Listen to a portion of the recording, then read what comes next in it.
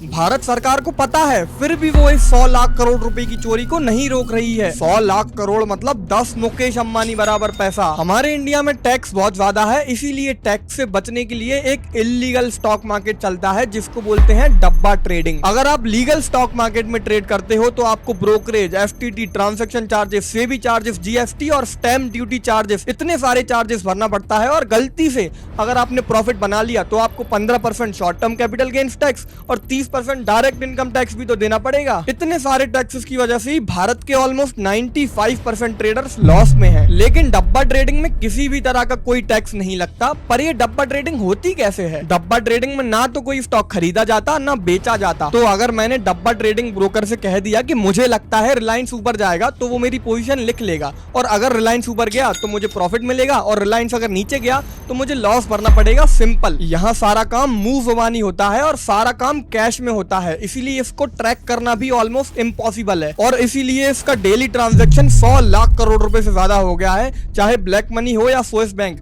सारे इलीगल धंधों की जड़ डब्बा ट्रेडिंग ही है। ऐसे ही सबसे हटके वीडियोस देखने के लिए मुझे फॉलो कर लीजिए।